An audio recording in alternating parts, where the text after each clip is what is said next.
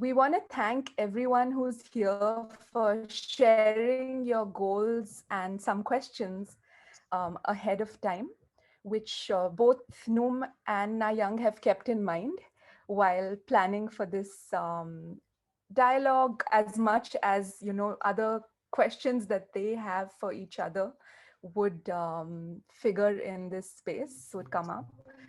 So yeah, we hope that our collective goals and individual goals can all come together over here. Um, I wanted to give a brief introduction to Noom or Nayang, but actually since I shared that in the email, and also Noom and Nayang are going to a little different to the dialogues we've had before, since they felt that the context of their countries is so important. They are going to give about a 10-minute context of each place. So I'm actually not going to introduce them anymore, but to say that they are very active Inroads members, and we are very glad that that they are. So for now, I will go off camera. Noom and Nayang, the space is yours. Just let me know if you need. I know, Noom, I have some of your photos. If you need me to share them, just ask me for that. So yeah, welcome to the Spacious Solidarity Dialogue. And Nayang, you are on mute. Noom, we're good to go now. Yeah, thank you, Aditi. I haven't seen Nayang now. Are you there, Nayang? Yeah, I'm here. Hi. So I'm a little bit exciting because actually I thought I can say in Thai, you know. now I have to say in English, so I'm spend much time to prepare. So how can we start? What do you think? Yeah, maybe We you go pretend that we talk to just both of us without knowing how many people listen to us. This maybe help us more comfortable. Yeah. Yeah. Will you go first? Me? Yeah. Yeah, maybe I'll try. Okay. So let's start about telling the context and history of abortion law amendment in Thailand. So I think many of you, many of Inroads members may know that Thailand just passed a new law on abortion just last month on 7 February. But many of you must be surprised that why we not celebrate that. Even we have like 12 weeks gestational age abortion allowed. But during the past year, we fight a lot to abolish the section 301, which criminalize women who had abortion. So that's why we're not, satisfied with this result. Let's begin with the law. In Thailand, we adopt the Western law, like we reformed the law since 1908, the year 1908, during the King Rama V. That is the first time that women who had abortion was treated as a criminal. Before that, the law didn't say that the one who had abortion is criminal. It's not because of they see the women rights or anything, but for me, in my opinion, I think it's because they ignore, the women rights at all. So they didn't think about that. But it's good that no women was criminalized because of they had abortion. But when we try to be modernized or Westernized when the Westernization come and we try to struggle from colonialism. So the king tried to reform the law, and he invite foreigner lawyer to help us to draft the law. Like we copy from many Western country. And I think at that time, abortion, I mean, in many countries like Germany or England, I don't know. But I think that the European country law is much influenced our law reform at that time. So that's why we have like criminalized women who had abortion since the first time in about 112 or 13 years ago. And we reform it again, the criminal law around 65 years ago. I was surprised when I found that the time is the same time as in Korea. I don't know.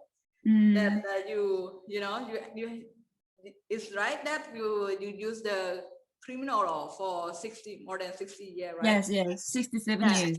Yes. Yeah, that's the second time that they enact the law that we use that law until today, until last month. Yeah. And the law related to abortion is we have 5 sections in the criminal code. The section 301 to 305. 301 said women who had abortion is criminal, and she has imprisonment and fine, have to pay fine, or both. And the 302 is the one who procure abortion for women was punished too. And 302 is punishment for the abortion, the one who provide abortion for women with her consent.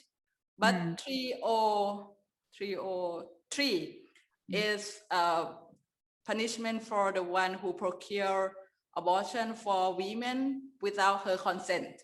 Yeah? And 304 is said that if anyone attempt to provide, to do abortion themselves or provide abortion, just attempt but not success, they will not sent to jail, because that's attempt and unsuccess. And 305 is very important because it says that abortion, if performed by doctor, is allowed for in the condition of women health, and in condition if the pregnant is from the sexual harassment. Yeah. So the most important in the law is section 301 and 305. 301 is related to, is used for women, right? And 305 is for the doctor. And so we have that kind of law for 65 years, 63 years. And for the section 305 is allow that it is like a gap in the law that allow doctor to perform abortion, because it say that abortion can perform in condition of health of women, right? And I cannot remember the year, I mean in the Christian year, but I just remember in the Buddhist year. So yeah. around when around 26 years ago, the medical council, they issue the rule that allow the doctor to perform abortion in case of women psychological problem. So they clarify the word health into like a physical health and mental health. So every woman who get unwanted pregnancy, that means she got stressed, right? So if she wants to have abortion and she go to the hospital, which perform abortion, the doctor will ask them to fill the form that to check that you pass the like a mental health test, that you stressful, so you can have abortion by the doctor. So that's the condition before the law was amendment. Actually, in practice, we have a doctor network who provide abortion, and we have private clinic, and even the government, they support for abortion 3,000 baht per each abortion because it's just recently around 4 years ago that the government support the cost for abortion. So it's like even the law is very strict and allow only 2 conditions, like I said, for the woman health and the women who was raped and get pregnant. And so we have the choice, like I said, that when the doctor asks you to fill the form of mental health problem, so every unwanted pregnancy, if they go to the hospital which perform safe abortion, they can get abortion. So that is good. But the section 305, like I said, that they have 2 conditions that allow doctor to perform abortion. It comes to problem 3 years ago because the doctor who performed legal abortion was arrested in 2000, which year is this year, 2018. The one doctor in Reproductive province, she was arrested by the police because somebody found the corpse, the fetus, the dying fetus at the public trash, and they follow until they found that it's come from the clinic that doctor opened. So she was arrested and she has to prove that she performed legal abortion. Her name is Dr. Sunhye. And that's the beginning of the law reform, because after Dr. Sunhye was arrested, the Choice Network and the doctor network who perform abortion tried to do something to fight against her, her trial. And in the same year, on the International Day on Safe Abortion, September 28, 2018, we, as a CSO for Safe Abortion, Choice Network, we go to the Constitutional Court to find that asking the Constitutional Court rule that Section 301 is violate constitutional law. That's why they have to change the law, because 2 years later, like last year, when I returned from the inroad meeting in Mombasa, and we returned to Thailand in February. 5 days later, there's a big news in Thailand that the Constitutional Court ruled that Section 301 is against the constitutional law. But for the Section 305 is not against the constitutional law. Anyway, we are glad to hear that, because the court, the court ruled that Section 301 is against the constitutional law. That means it should be invalid, right? I think the same situation in Korea. I don't know. It should be invalid, but the court said it will be valid after this, like 1 year after this, because they want the government to revise the law, to revise the law. You understand? Yeah, I see you. You said the 301, the Constitutional Court ruled that 301 is unconstitutional, right? Yeah. And 1 year after is an invalid, right? Yeah. Yeah. Yeah, that's why in the past year they work very hard to to rewrite the law. Yeah. In the government. So, and I think it's the time that we didn't expect that, because we don't know when we file the Constitutional Court and when the rules come out, we don't know. But it just happened.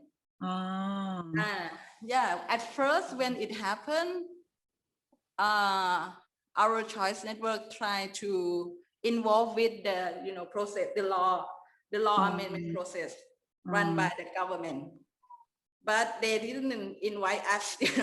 They just invite one representative from our Choice is Dr. Kritiya. She's very pro-choice activist and very famous in fighting for pro-choice. But only Dr. Kritiya was invited to join in the committee, the law amendment committee, and we try to follow Dr. Kritiya, but they didn't invite us. So sometimes we can follow her and observe, but we cannot speak anything. Yeah, that is what happened. During the past year, the government department, like Department of Security, Human Security, and Department of Justice, many departments, and the Council of the State, they organize meeting at least, I think, three times to write the law, and we just follow very close, even they didn't invite us. And another way we do that, we try to raise the public awareness about to keep an eye on the law amendment process. And at first time, somebody said that we should negotiate with the law amendment committee. Just, they mean like if you think that you can talk to them, maybe we can negotiate with the gestational age. Like we know that the government will propose the minimum gestational age, like 12 weeks. So somebody said that, oh, we should negotiate like for 20 weeks that allow abortion. But I remember that we, as a Tamtang group, we said, why don't we demanding for abolish Section 301, because the court say that is unconstitutional, right? Why don't we propose that the law amendment process should, abolish Section 301? That's why we started to run the campaign, abolish 301. Yeah. But we not succeed, you can see. But I think is many things have happened accidentally. Like last year, we had a lot of protests for democracy, and young generation come out and demanding for democracy and demanding for human rights in, many rights. The rights of the student and many things is go along with the democracy movement. So I think that's helped us in public awareness, raising on the decriminalized abortion law. So we started a campaign on change.org that asks people to sign petition to support that we should decriminalize, abolish Section 301. And we can, like, until now, because the change.org was blocked in Thailand since October. So we just know that from then we have 37,000 people sign this petition. Wow. But the government, they didn't pay attention for this. When they're still keeping going on their process without, and they still keep going on the law amendment process and ignore the people voice, the people need. Like, I can say that because we try to bring ourselves in every, every time they have meeting, and we do the research. We do the research on abortion to support our campaign. Like why abortion should allow until 12 weeks gestational age, or why they should concern about human rights, about us, right to safe abortion is human rights. We have everything in our paper, and we present them every board of the committee that involved in the law amendment, like the National Human Rights Institution Committee and Committee of the Council of State, everywhere. And we also lobbying with the political party, many party, and present this data, but they just ignore our, I think that's maybe it is I enough. was wondering, sorry to interrupt, I was wondering if we could maybe hear a bit of the South Korea context, and then because you're answering many of the questions that I think would come up once we hear the South Korea context. So I'm finished now. Let's keep in mind that each of you, it's a back and forth. So each of you maybe around like 5 minutes and then like hand it over. Okay. So let's hear a bit of the South Korea context and then jump into some of these further questions that Noom was already bringing up. Thanks. Okay. Then, So can I share my screen and I introduce about South Korean context now? Noom is okay? Noom? Yeah, I cannot see your presentation. Okay.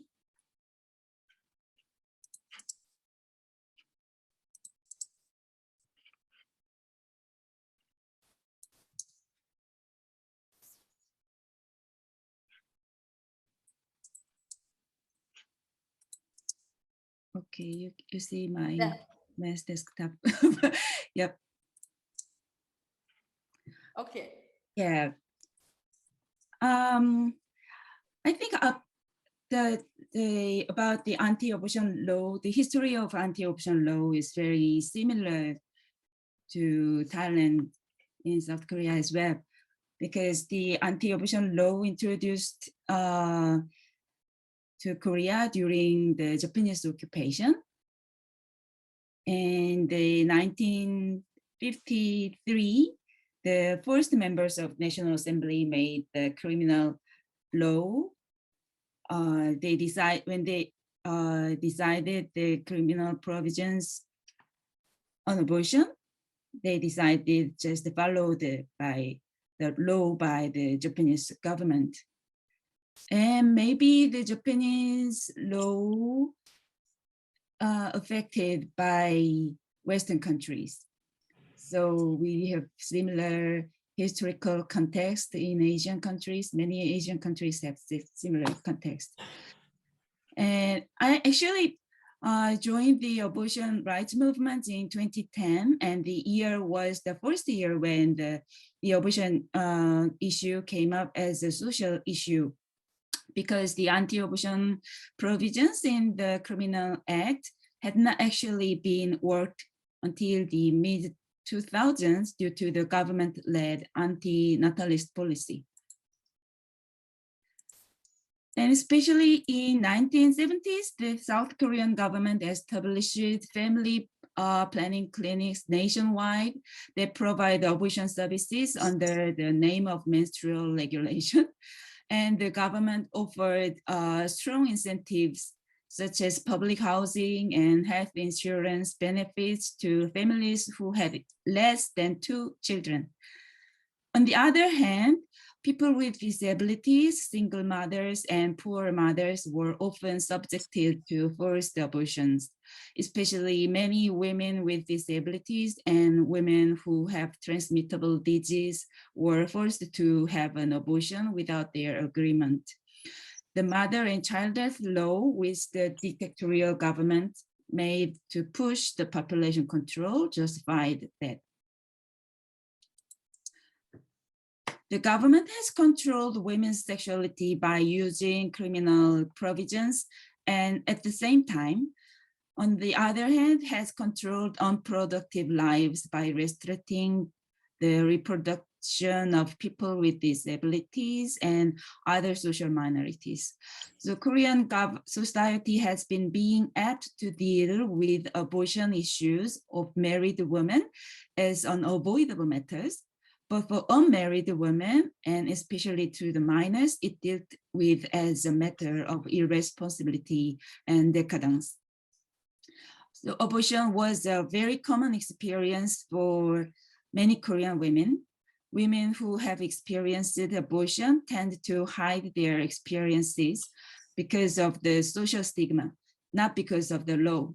So it was very hard to gather women who speak out about their experiences. But in 2009, when the first anti-rights doctors groups sued doctors and hospitals for performing an abortion, it was very effective to make doctors refuse abortion services for fear of punishment. And many women were sued by their partners or husband during this period. Women went to abortion for an abortion, went abroad for an abortion, and the cost increased very highly. And abortion pills were introduced to women by black markets. This was the first season that the abortion issues came up as a social issue in South Korea. People realized the problems of punishment and abortion, and we raised our demands for the first time. And one case in which a man sued his partner and a midwife went to the Constitutional Court. But in 2012, the Constitutional Court ruled the provisions are constitutional. And unfortunately, in November of the same year, An 18-year-old woman died during an abortion procedure. She was in 23 weeks of her pregnancy, but under the influence of the decision of the Constitutional Court, it was very hard to find a hospital. Finally, they found one hospital after 3 times of failures, but she died from perforation of the uterus. And in 2016, the Korean Ministry of Health and Welfare announced an amendment that would double jeopardize doctors who performed in terminating an abortion by listing surgical abortions as an unethical medical practice. This pulled out the views of the movement. Again, more than 335,000 people signed a Blue House petition calling for the repeal of the Anti-Abortion Act and the legalization of mifepristone. Women who gathered through online communities and on social media held rallies around the country. Images of Black protest of Poland circulated among Koreans via social media. We held Black Protest Korea rallies, and we met another case that we could bring to the Constitutional Court again. On the other hand, co-founders of SHARE met in 2015, just 1 year before the abortion issue re-emerged in South Korea, when the organization Women with Disabilities Empathy initiated the planning group to make a new paradigm for reproductive rights for women with disabilities. I believe for reproductive rights, and I believe this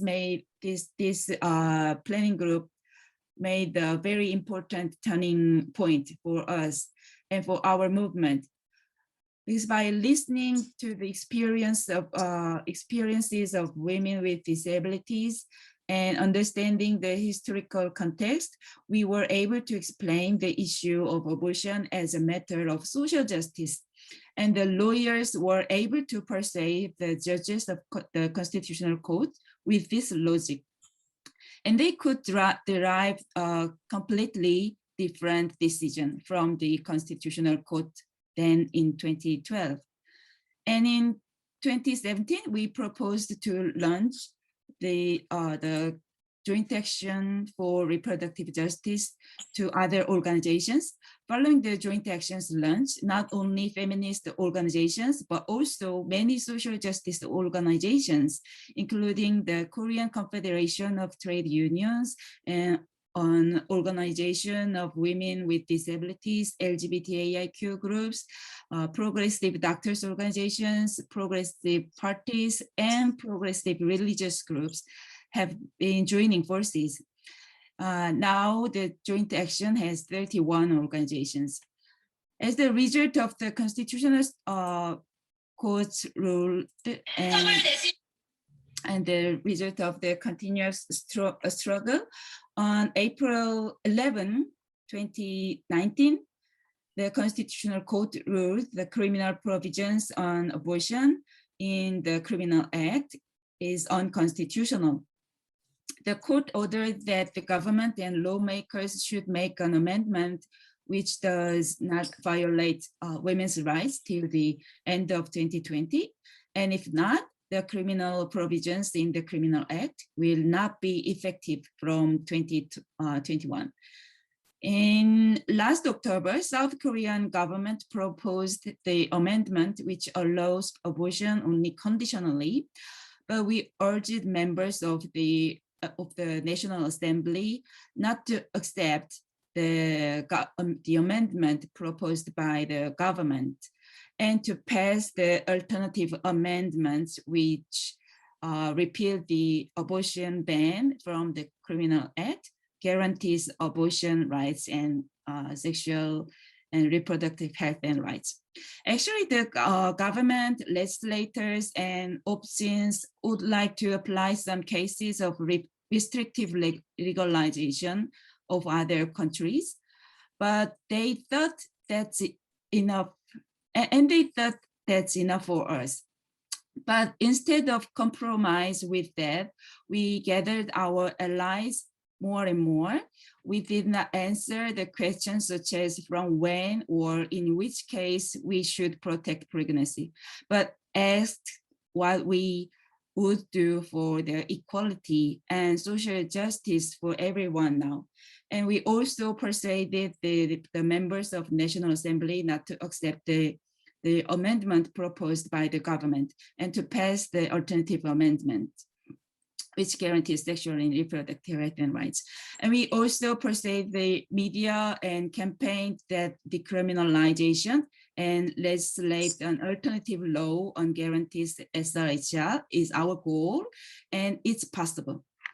So finally, the National Assembly failed to make an agreement for the amendment of the existing law. As per the Constitutional Court's ruling of 2019, the criminal provisions on abortion in the Criminal Act is no longer effective from January 1st, 2021.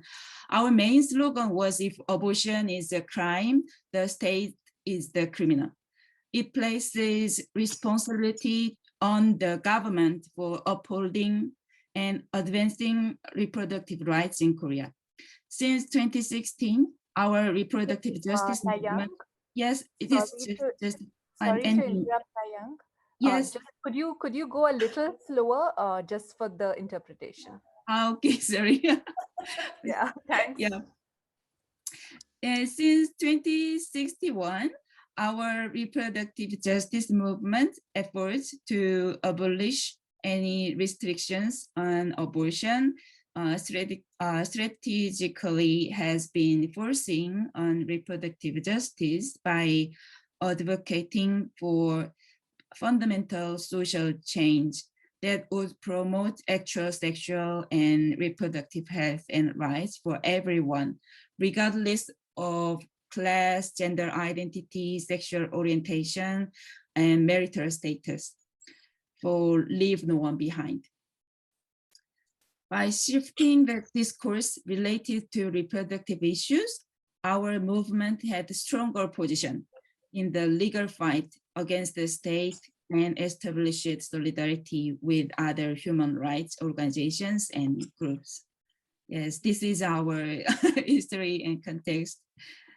I'm sorry, I talk too fast. I'm sorry for this interpretation. Yeah.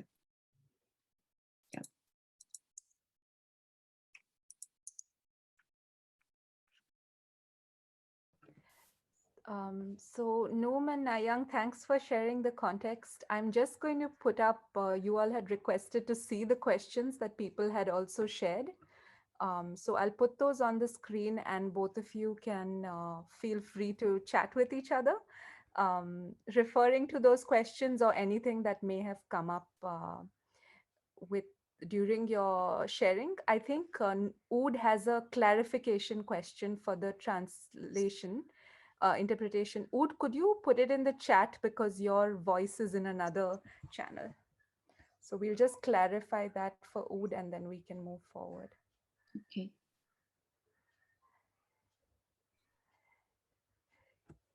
So this is where the dialogue really begins to, kind of get into the questions that remain given these histories. So yeah, I'll just put the slides up and I'm going to step back. Yeah, Wood's question is, has the alternative law been passed? Not yet. All of the proposed amendment is pending in National Assembly.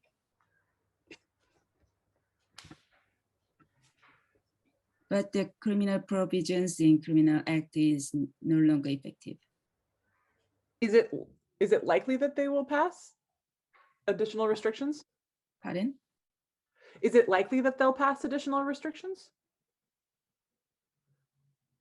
No, all of the proposed amendments are pending in National Assembly, and if one day the National the members of National Assembly raised that proposed amendment in National Assembly, it could on debate in National Assembly. But it currently pending means it's just like until someone has to bring it up again later. It's not like yes, gonna happen. yes. Oh. Okay, cool. But I think it will be hard to make the criminal provisions again. But conservative groups are still endeavoring to drive the criminal act. Yeah.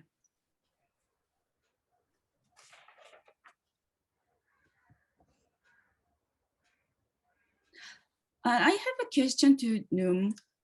I'm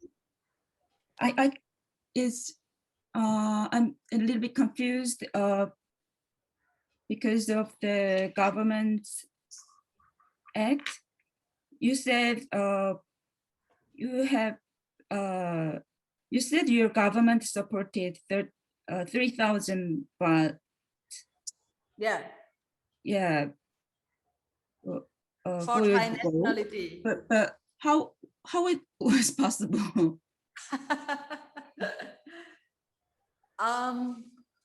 Because in Thailand we have a national health scheme that support for everyone who are Thai nationality, and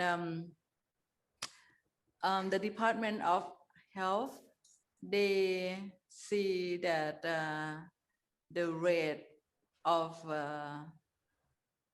complicated from unsafe abortion is maybe quite high, and they spend much money to treat women who had unsafe abortion and come to the hospital. And we also have like choice network working with the doctor. And we have strong movement. I think it's strong movement in right to health from the CSO side. And so I think many reasons that we push the national scheme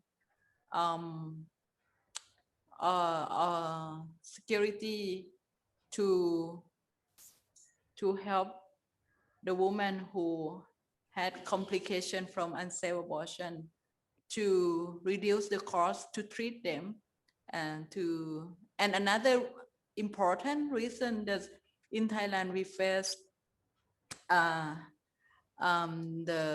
problem that we have many teenage pregnancy, and they want to reduce the number of young generation got pregnant. But I don't know what is the real reason. Maybe Chompu can answer this question. But yeah, it's come from the health security office that support this.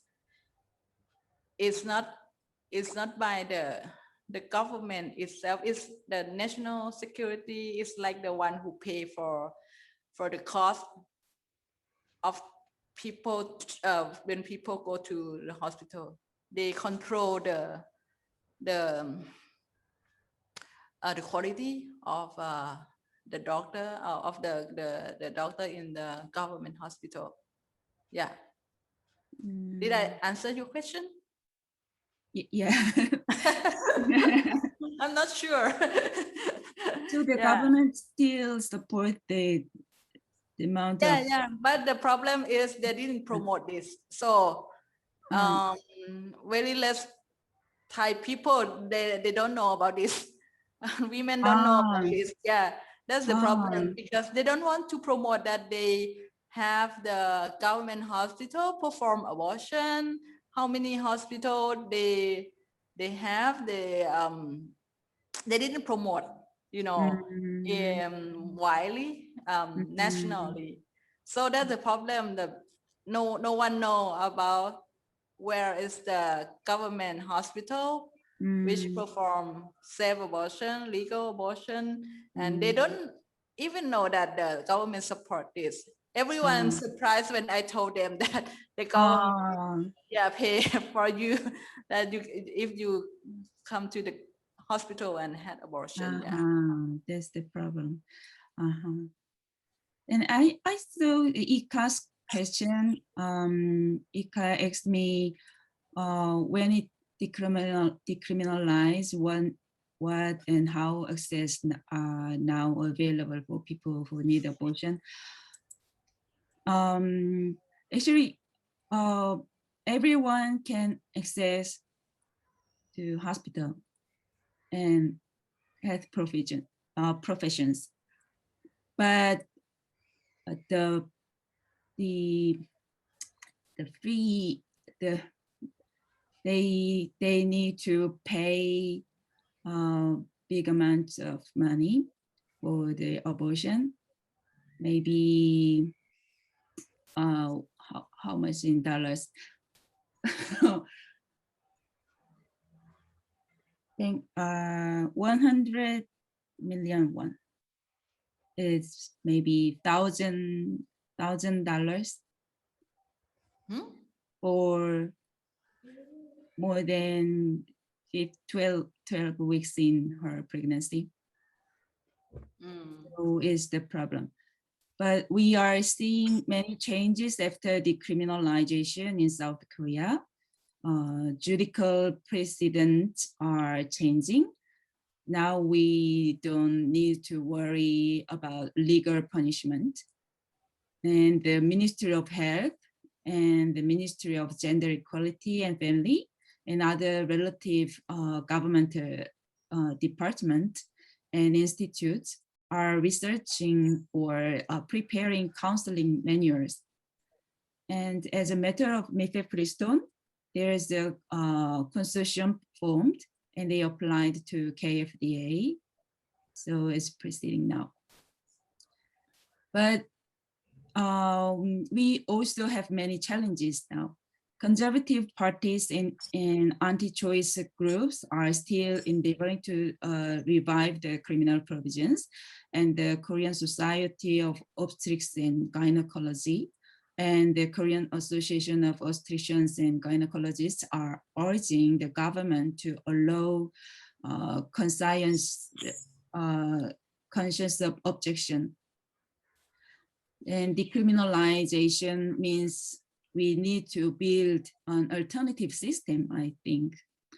So I'd like to underline reproductive justice rather than decriminalization. Decriminalization is just the first step to the way of reproductive justice.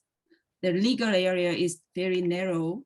We may get some rights by legalization, but still many people remain behind the rights because the government and the society restrict their rights in many ways, such as by their age, race, migrant status, marital status, disability, working conditions, etc. So in the circumstance of restrictive legalization, as like the sentence that I saw in the article about the Argentinian rally, it was las ricas abortan, las pobres mueren. It means the rich abort, but the poor die. So I think the most difficult steps remains now for us, and it takes a long time. Now we are focusing on building a public system that guarantees our rights and provides comprehensive services, including healthcare, education, and other social services. First of all, we are urging the government to allow mifepristone and to put abortion care in national health insurance coverage. That's a big challenge. And we will gather more data for evidence to push our demands. And we announced the media guide. especially SHARE, my organization, announced the Framework Act on the guarantee of sexual and reproductive rights and proposed this to members of the National Assembly. And we also published Safe Abortion Guidebook for counselors and medical professions. And I think the government should announce that abortion is not a crime anymore and will be treated as medical services. But our government, my government, did not that kinds of announcement. But it is very important to eliminate stigma and encourage medical professions to help people who need abortion services. And the government should urge companies to guarantee abortion leave and should ban disadvantage or discrimination on the ground of abortion in companies and schools.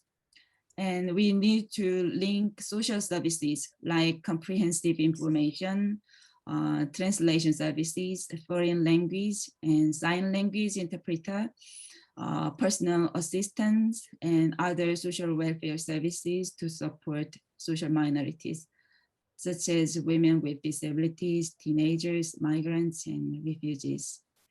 So these are our next steps to keep achieving reproductive justice. It's a long way. Yeah.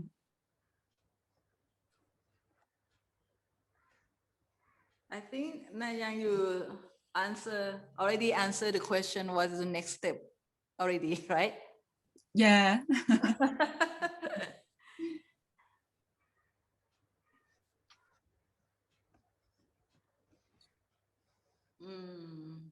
So now there's many questions and I don't know which one we should go for. Maybe the next step for us in Thailand now, the new law just passed, like I said, last month. But I think the Thai majority, they didn't know about that because actually we didn't speak on abortion issue much even before the law amendment. I think last year is the year that the abortion is a hot topic for Thailand because the law amendment process after the court, the constitutional court ruled that section 301 is unconstitutional and they have to amend the law. They have to do something to write the law. And so every time when they come to the draft or when they have to when the law pass the parliament, there will be a big news on safe abortion. And also we also raise the public awareness campaign and we join with the protest for democracy. So that's why the safe abortion become the hot issue in Thailand in both ways because it's appear in the social media and mainstream media throughout the year. But for us, the next step, when the new law passed, is say there's in section 305, there's one sentence that say that if a woman who got pregnant the gestational age from 12 to 20 weeks, they have to you have to go to the option counseling with the government process that issued by the Ministry of Health and followed by the Ministry of Health issue the law, the rule and the process, and the medical council will advise the Ministry of Health. So the first step that we keep an eye on, and it just passed, I think the meeting just passed, that we follow that how the government, they will issue the rule for the section 305, this condition in this condition. So I think, but we disappoint because when it come up, it's not to promote safe abortion much, but it try to promote how the government will help women to continue pregnant, like how to support if their age of gestational age is high, like from 12 to 20. They didn't say anything that they will revise the sex education curriculum, or how they gonna promote the safe abortion through the public. They didn't even have the budget for doing anything, before the law change or after the law change. The sector that provide option counseling is from the NGO, like Tamtang Group, and the hotline 1663. It's run by the NGO, not by the government. But the government claim that like 1663 is belong of the system, but not Tamtang. They didn't see us in in the system much. But that's the problem, that we don't know how the government gonna start like counseling services run by themselves. I mean, run by the government sector, and they are not to do something to change the attitude of the health provider. The majority of health provider in Thailand, they don't support safe abortion.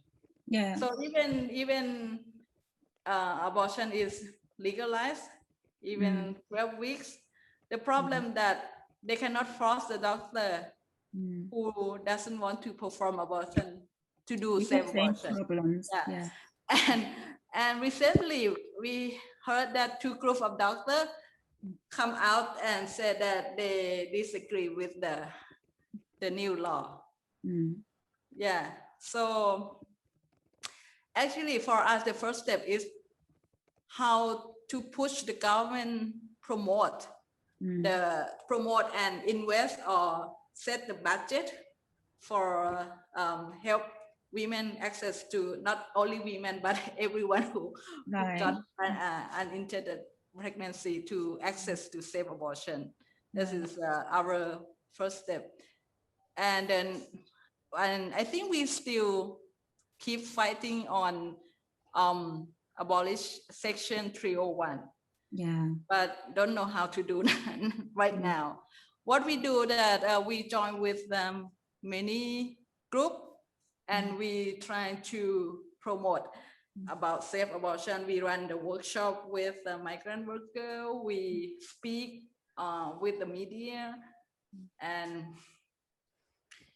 yeah, we want to raise awareness, and we work with young. We have hope with the young generation, young feminist movement, that I think we success what we success last year is that we see that young generation, they support right to safe abortion. But it's a long way to to abolish section 301. At least maybe when the new law passed, we have to wait until maybe 5 years to, if you want to revise the law. But maybe it's another way, if the same doctor file the constitutional court again, because even 12 weeks gestational age is not is not follow the human rights principle, right? Yeah, it's still unconstitutional. Yeah. So yeah, I think maybe we go to another question now. Yeah. And Kate asked me, have you been finding discrimination against abortion in workplace? Actually, not against abortion. Instead, actually, we've been finding many cases about discrimination against pregnancies in workplaces. Sometimes the company fire women who have pregnancy. So that's the kinds of cases we have, but we don't have the discrimination and abortion, not yet. But also women workers cannot use abortion leave as well because of the stigma. So I think we can move to the next subject about destigmatization. Which one? The stigmatization? Yes. Actually, I think in South Korea, the abortion stigma is not so strong indeed. I mean, not such strong as much as countries have Christian cultural ground.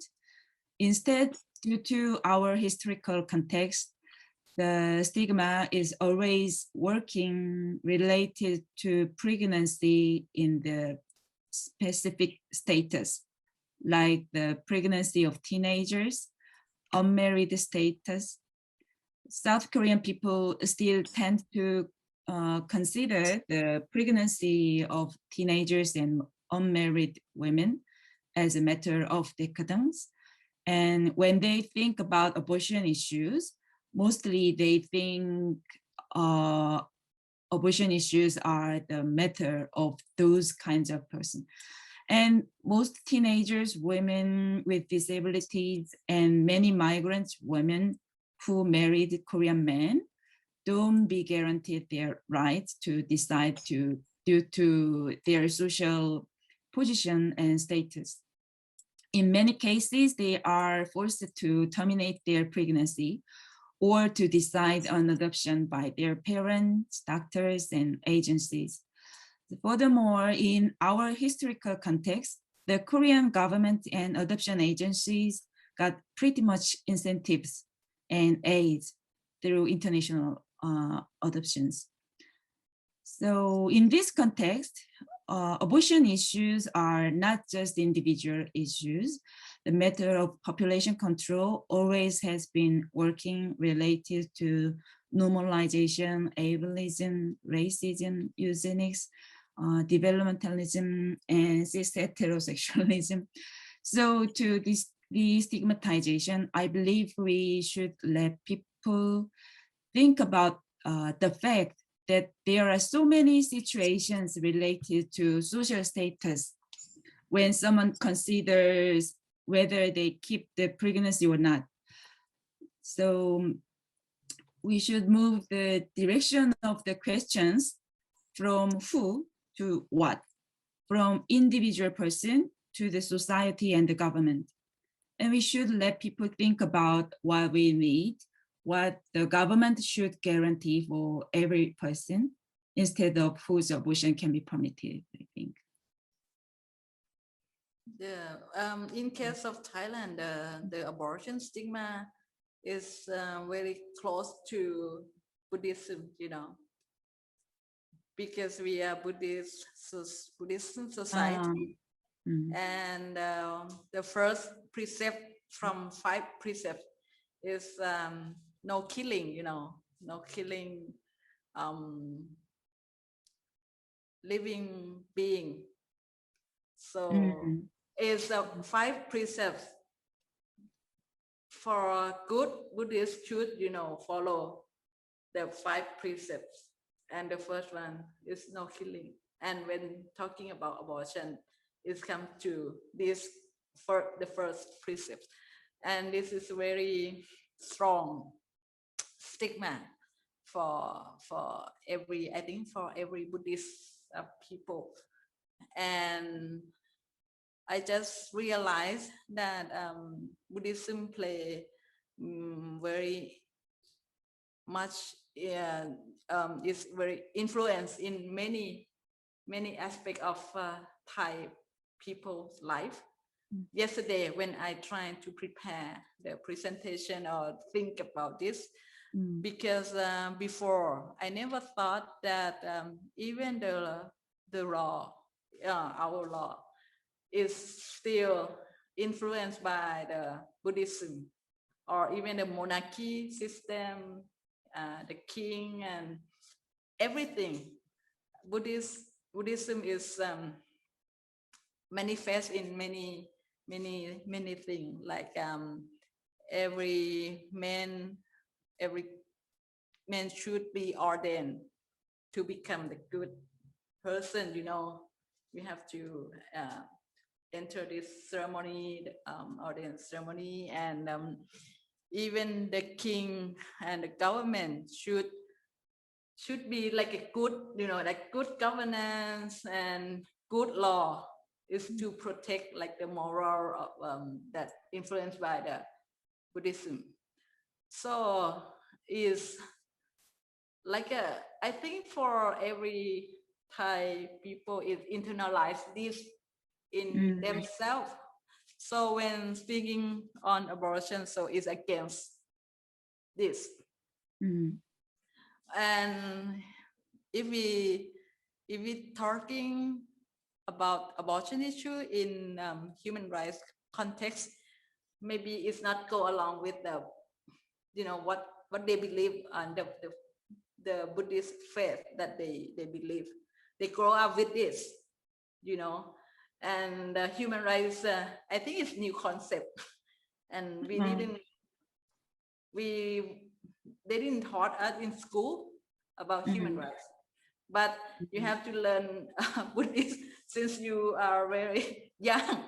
Yeah. You go to the temple with your grandma, and we have like a Buddhist holiday.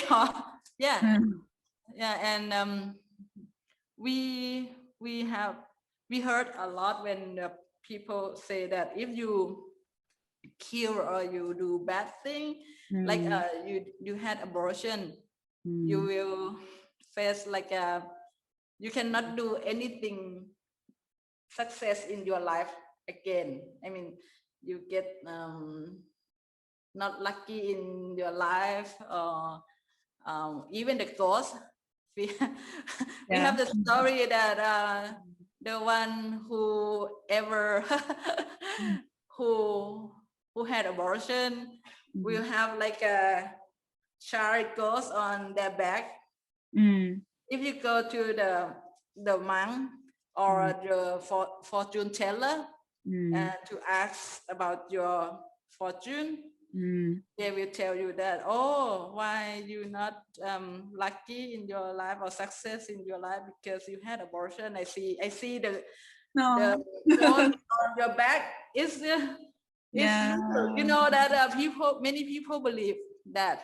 Yeah, so it's the stigma. This is a stereotype of concept of abortion in Thai people. Yeah. I'm sorry. After they had abortion, many of them go to the temple to do some ritual. Yeah. We said that it's like to correct the wrong thing that you have done. You have to do some ritual. I don't know, like to pray with the monk or make merit or something like that. Yeah, that's the heavy stigma, and it's also influenced the doctor that refuse to perform abortion because they They are they think they are good Buddhists, you know. Yeah, that they don't want to involve in this process. I mean, abortion process. Even give the information for people. Many people, they refuse to help you, to bring you to the clinic, or to help women to access to safe abortion because of this faith, you know, Buddhist faith. Yeah, because they think that they will involve with the bad karma, you know, the karma. Yeah. Yeah. Yeah. In Korea, we have similar culture among Buddhists. We have similar ritual. It's called Cheondoje. So, Cheondoje, yes. So women who had abortion go to the temple, and monks distribute the kinds of ritual to the women to move the karma, bad karma from them. Yeah. And I think so we can talk about the other questions in participants' legislation form. We saw a question: what would decriminalized landscape look like, especially in Asian context? It was a big question, but during we talk about our cultural background, I that many Asian countries much different cultural and historical context from Western countries. So we also have different religious background, like Thailand and Korea. In many countries, anti-abortion laws introduced during the colonial era. Although the Philippines, Iraq, Laos have very strict laws, in many countries, of anti-abortion law has not been working actually due to population policy and economic reasons, something like that. So I think in many Asian countries, we need to find out our own historical context and make our own discourse with the concept of reproductive justice beyond the frame of pro-life versus pro-choice.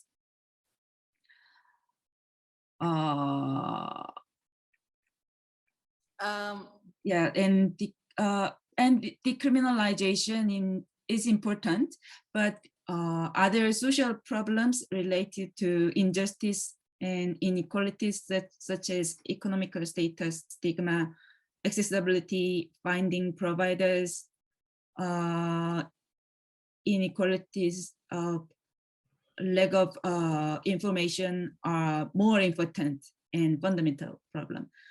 And political issues are also important. In political change actually affects legal changes and reproductive justice. So I'd like to suggest making an Asian network for reproductive justice. I believe we could share information, give resources to each other, and learn strategies and skills by concrete networking. And I also hope we give solidarity on political changes each other during this time, especially for Myanmar as well. Yeah.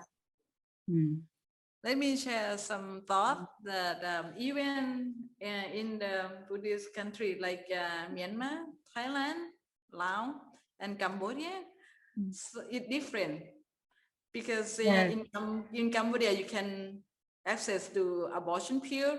You can buy the over the counter. Is in Cambodia legalized abortion, I think more than 20 years, I think.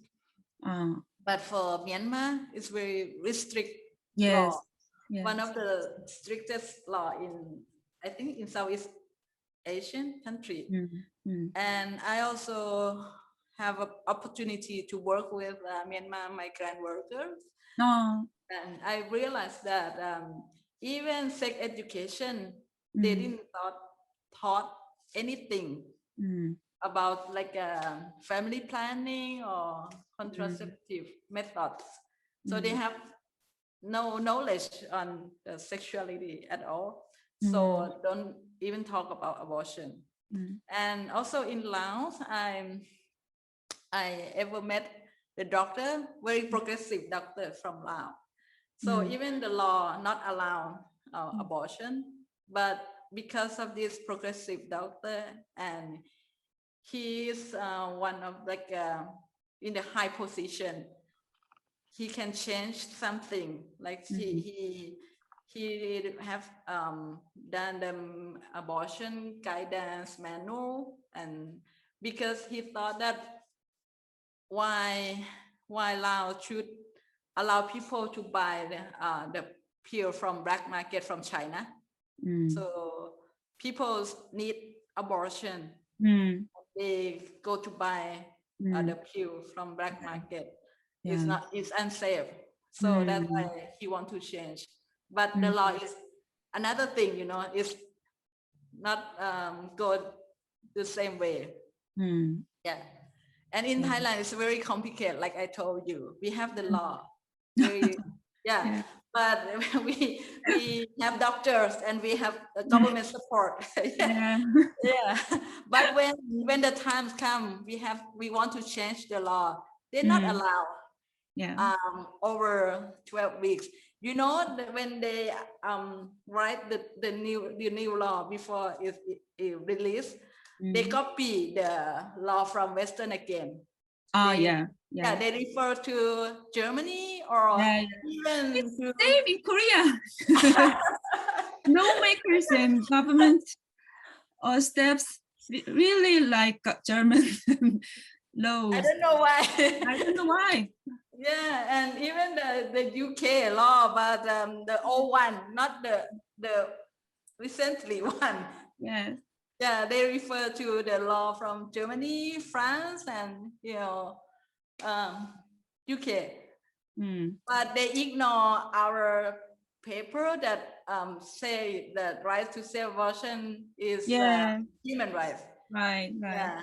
Yeah. In ICCPR, in ICESCR, many things we present them. They didn't, they violate. They didn't want to see that. Right. Yeah. But can I say the very important thing first, that speaking about religion is very play important role in the law, because when they draft the new law, they said we have to keep the state order and the moral of the society, and we have to protect the baby rights. They said there's no word like a fetus rights in Thailand, because we have only baby rights we have to protect. So when we revise the law, we will keep in mind that we have to balance that the baby rights and women rights. So they thought about baby rights always. It's against the human rights principle, because in human rights principle there are no baby rights, no fetus rights. There's only women's rights. But they insist that we have baby rights. So that's why they allow only gestational, that's 12 weeks. And I think we need to give chance to ask on mic to the participants. So let's move to last questions and then give mic to participants. Yeah. The last question was how to build LGBTQ inclusive movement. In South Korea, the reproductive rights of LGBTQ people haven't recognized yet, I think. In rallies of joint action for reproductive justice, Some non-binary and transgender people share their experiences, but we need concrete demands for LGBTQ people. So when Share announced the guidebook for counselors and health professions, media guides, and the proposal of Framework Act for SRHR, we put guidance to let them consider queer people.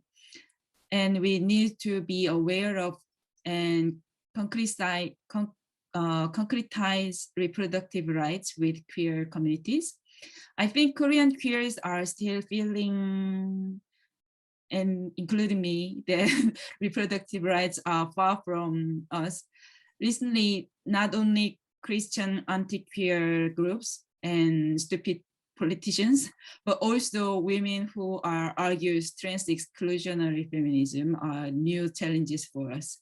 Anyway, we should keep the fight against the kinds of incitement and keep link our rights to reproductive rights and demands and reproductive justice. I think. Yeah. What about us, yeah, I want to share from our experience. Both of me and Chompu, we involved with the network of LGBT many years, and more than 10 years, more than 20 years, yeah. And we also involved in the HIV/AIDS rights movement also. So until now, we still belong to both of movement, like LGBT movement and HIV/AIDS movement, women rights movement, and yeah, every group we support. Every group face injustice, we involved with that. So when talking about LGBT and right to safe abortion, there's something happened like last year when we promote safe abortion rights, and we often use the word woman. So we keep asking questions. We have questions from trans and non-binary. Some group of them who don't know us so much, that why you keep only saying woman, woman, woman. And they said that we are tough, you know, tough. I don't know. Yeah. We are tough, and you know, it's unbelievable that we face this, you know, because we belong to this network. But young generation blame us that we not concerned about the rights. Same in Korea. Yeah. Mm. So it's because sometimes we have to push like the woman first, and we maybe we're not sensitive enough in sometimes, because we give interview a lot for the media, and we do the a lot of campaign in our website, so they watching us and asking us about that. But we try to sensitive more for the word using, but in our mind, you know, that we didn't feel that we are tough. Yeah, but it's very tired that we have to fight with, you know, someone from the LGBT community. Even in our group, in our group member, we have diversity in group members, and we welcome everybody. And me and Chompu, everyone know that we come out to the public as a, you know, the lesbian feminist activists.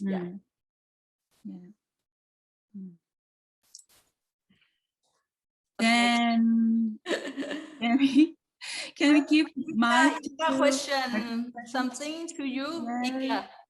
Question, but I cannot see the question now. Can you pause it again? I can read the question out, or Ika, if you want to take the mic, because now is the time when we are pulling people in, so it would be nice to hear a few voices. Ika, do you want to ask your question on the mic? Yeah, hi everyone. Hi. Hi. My question is for Nayong. Yeah. As I know that in Korea you have like lots of women center established by the government or even by the civil groups, like Sexual Violence Relief Center or like AHA Sexuality Center. Yes. That that's the place where I then get your contact that we're supposed to meet some time ago. And I wonder how this institution contribute to the issue like the decriminalization, the destigmatization, because as I know they are part of the civil group, but also I think also endorsed by the government. So yeah, I was wondering because in my experience in Indonesia, we also kind of try to transfer or empower the government to also raise this issue or to start to join this kind of movement, but it's always a challenge because however they are from the government and we as a civil society, as a civil group could only like giving like a capacity workshop for the government. But I don't know how is the experience from the Korea, because I really interested on how you have like so many different center for women issue, for sexuality, for sexual violence, and it's really interests me a lot, and that's why I'm wondering how this type of institution will contribute to the movement.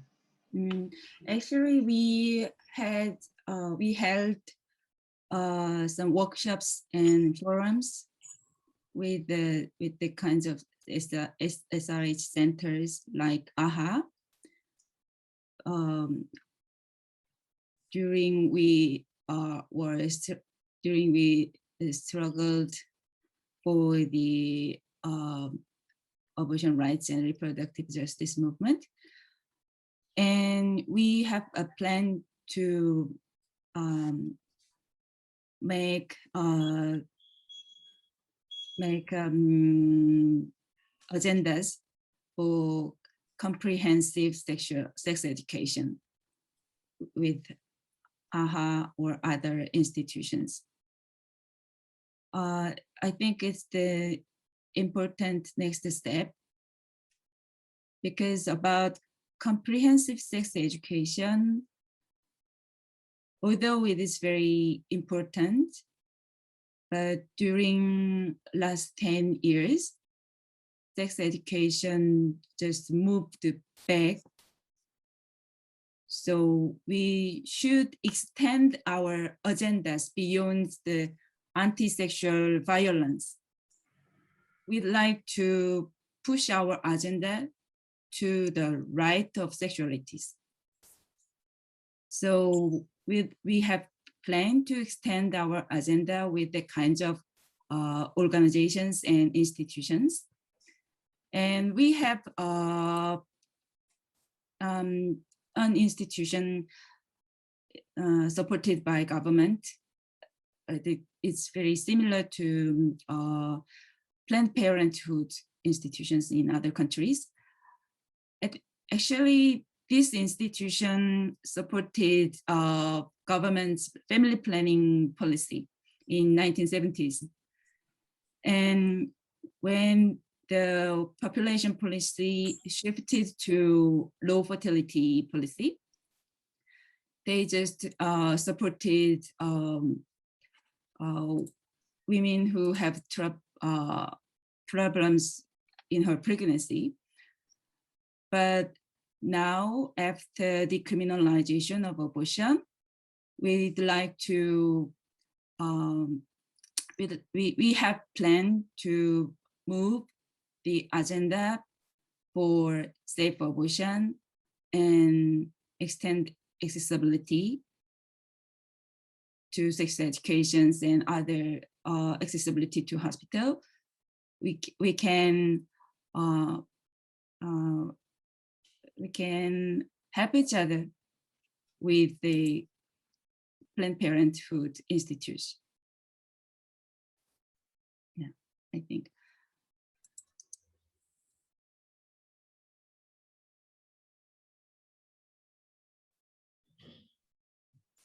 There are many questions in the chat room.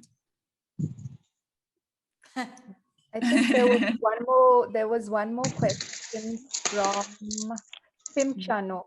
So if Pim Chanok, if you want to take the mic, if that's comfortable for you.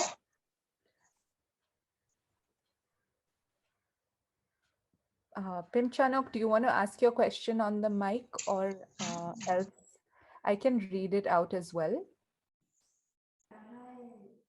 It's about inequality between capital city and other parts of provinces that make access into information about abortion, because some people don't have internet.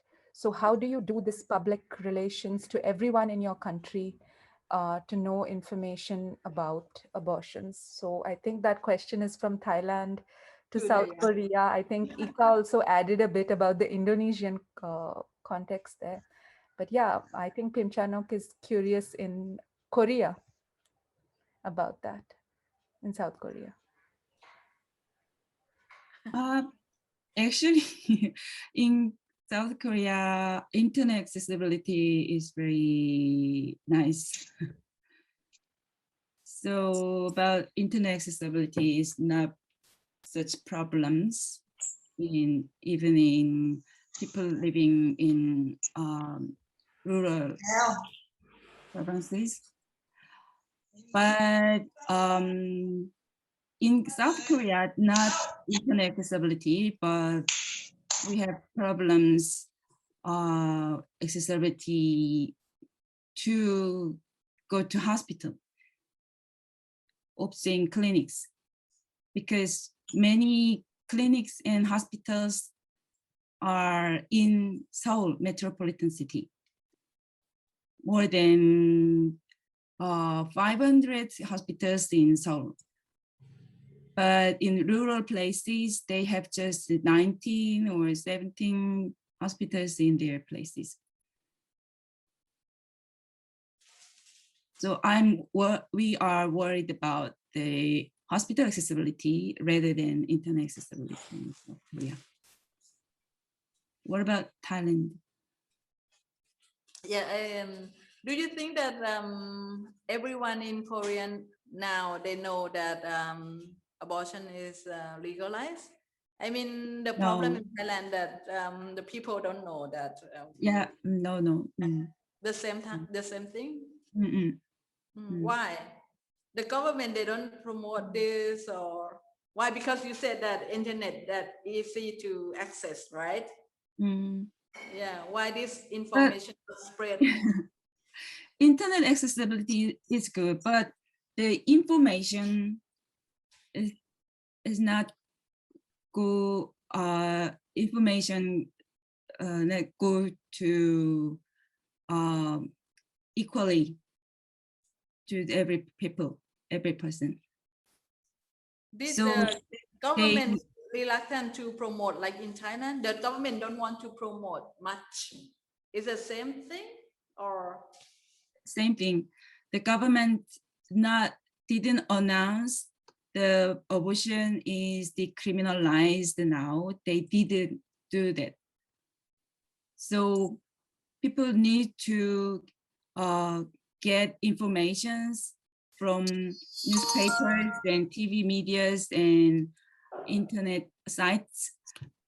But most people, if they have no interest about this issue, they don't search this kind of issue. So it's in balance. And is there any doctor who come out to protest against the law? Just few doctors. In 10 fingers. So they didn't worry that they were forced to do something that against their will or their faith, right? Pardon? I mean, the doctor who doesn't want to perform abortion, they didn't worry that the government will force them to do something that against their will, like against their faith, religious. I think actually doctors who can give abortion services in the hospitals are many in South Korea. But the problem is the payment for the abortion. So, and the associations of the obstetricians and gynecologists are, they want conscious objection to the government. They are urging that. So maybe it will be, it will restrict the accessibility. So now that's the problem. So we have doctors who can give abortion services, but they don't, I think, how can I say, they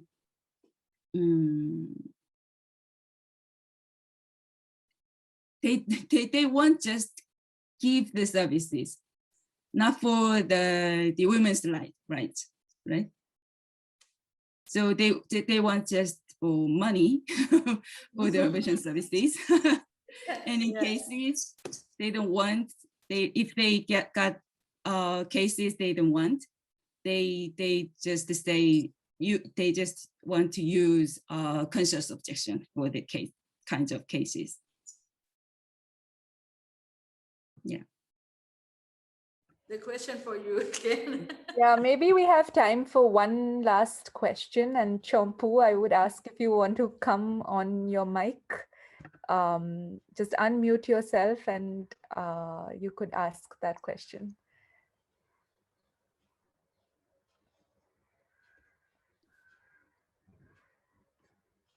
The Chompu?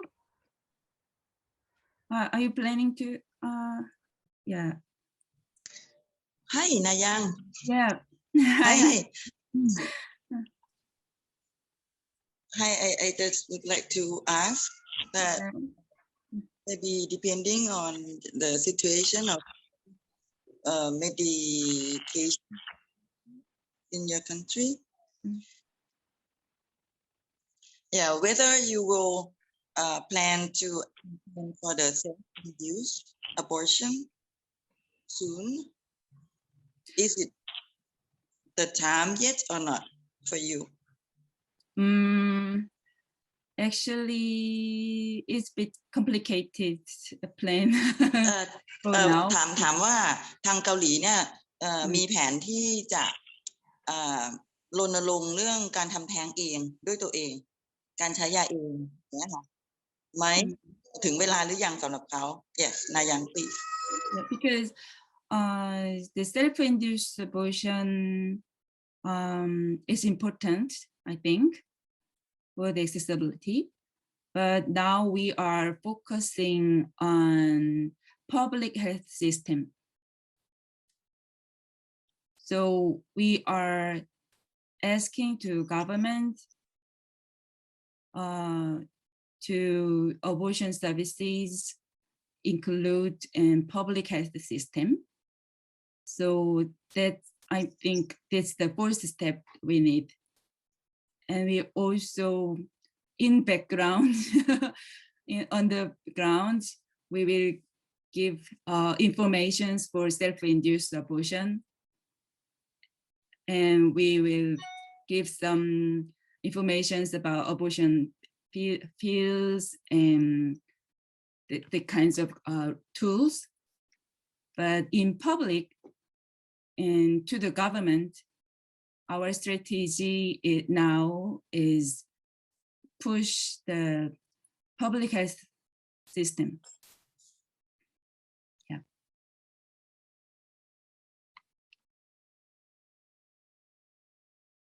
Is my answer enough?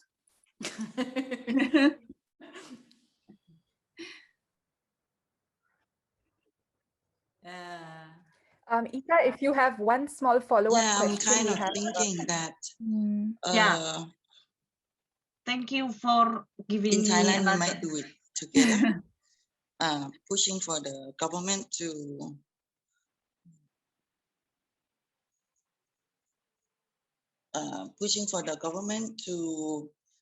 both promoting and paying their abortion services. Now, as the abortion is legal under 12 weeks, and of and the situation of the abortion service provider will not expand very soon. It will be very slow.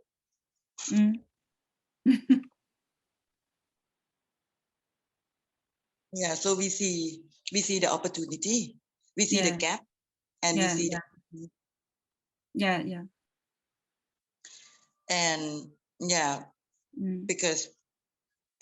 because there's a lot of people who are selling drugs online, which is low quality. Yeah. And we need to train health professionals. So we think to give information about how to use the abortion pill will make the government do this too. I mean,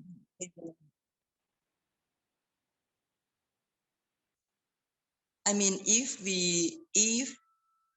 NGO give information about using medical abortion, once they will do that, the government will compete and they will do it. Yeah.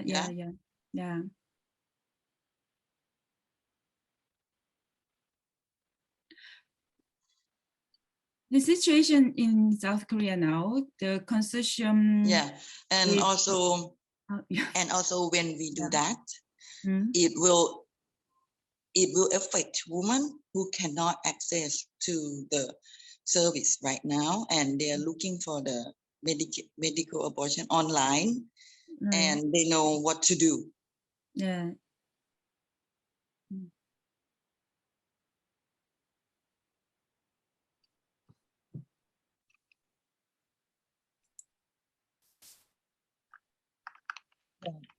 But on the policy stuff, policy advocacy, we are looking for we are pushing for the telemed, but the medicine over the counter is like, I don't know when.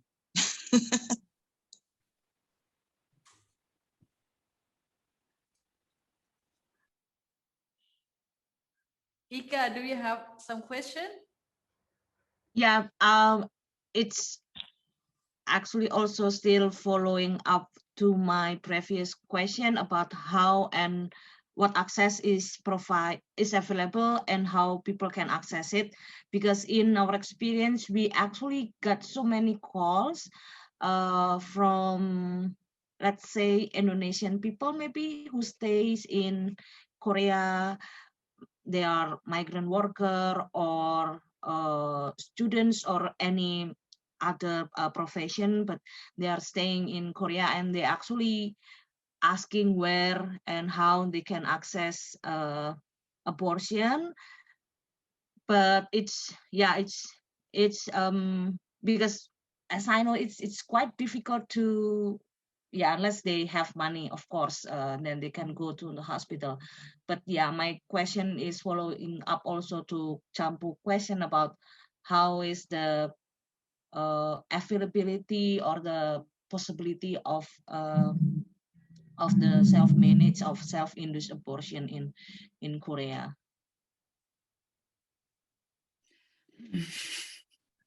Actually, it's not really good condition for self-managed abortion still in South Korea. Some in solidarity with our groups have some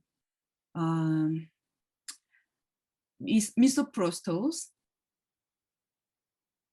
and they can contribute the pills for the patients, but the information about the kinds of hospitals are not spread to the normal people. So it's very, the information is very restrictive to the people. And about especially migrant women in South Korea, they can ask to the NGOs that support migrant women. When they ask to the institutions and NGOs, they will connect to the doctor who can give misoprostol to them. So we are waiting and pushing the government permit the mifepristone as soon as possible, and the consortium of the Line Pharma, foreign company, and Korean pharmaceutical company made consortium, and they applied to KFDA, and they are waiting for the permission now. But it will maybe it will take 1.5 years or 2 years.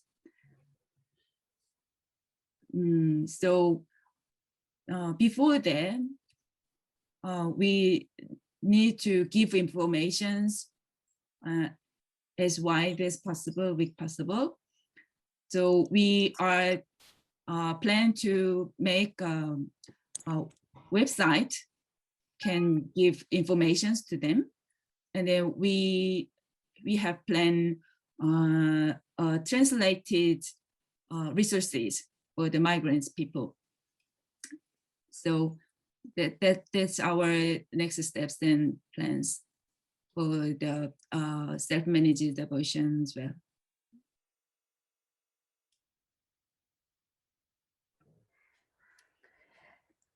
So we have reached a time which is the outer limit of our time. But this conversation today, the spirit and the interest and the connections that it brought about, we hope is something that we can sustain. And Inroads is happy to support such conversations, maybe a next round of conversations. If there's a particular string, I heard mention of thinking of working together to have some kind of Asian RJ network, reproductive justice network, or just to answer these questions and learn from each other. So this has been very, very interesting, the back and forth, finding a lot of similarities as well. And I wanted to thank both Noom and Nayang so much for taking on the challenge of this session. I remember when we spoke just before, Nayang had said that this is way more challenging than any other webinar because we don't know exactly what would happen here. Yeah. I also want to thank very, very much to Oud who has Varapon, I have seen interpreting through and through, and I know that's a very challenging thing in a webinar. But thanks to that, we are so glad that so many more people from Thailand could join in today. And yeah, in the future, especially we know, say in Asia, I know there's so many languages. So if there is a need for dialogue and figuring out interpretation, we take it as a commitment to try and make it work as much as we can. Yeah, so once again, thank you to everyone. I shared an evaluation form in the chat, which I'll put again. And I really hope that you all could fill out this evaluation form. It is currently only in English. And maybe I'll ask Champu or Noom if they can help me get it into Thai as well. I've sent them the questions. So yeah, we will have more of these dialogues. There are many more spacious solidarity dialogues. This particular session is recorded and will soon be on the Inroads website. So you can share that around. So thank you, everyone. And I wanted to state, yeah, there's one thing. We did this in the morning time of Asia. We talked beforehand about how so many sessions where, you know, people like Nayang or Noom have shared has always been late at night. So I think one very great thing about this session is we chose the morning in Asia, and so many people could show up because of that and created a different space. So yeah, thank you both. Thank you all so much for being here today, and we'll be in touch. Thank you. Thank you, everyone. Thank you, Nayong. Yeah. Thank you, everyone. We should make Asian network. Let's work on that. Yeah. We can talk further. We want to support that. That's Yeah. very exciting. Yeah. Keep it However we can support, we're in. Okay, have a good day. Take Have a care, good everyone. day. Have a good day. Everyone. Good night. Good night to the few of us who are Bye. night time. Bye. Bye. Good morning to Nigeria. Everywhere. Oh, good morning. Good morning to Yeah, Nigeria. good morning. Good morning. See you And all. goodbye. Bye. Thank you, Oud. Thank you so much for the interpretation. Yes, thank you so much. Ooh, ขอบคุณมาก 안녕하세요. ๆ네. 안녕하세요. 고마워. 감사합니다. Dhanyavad. Bye bye. 안녕하세요. Bye. 안녕히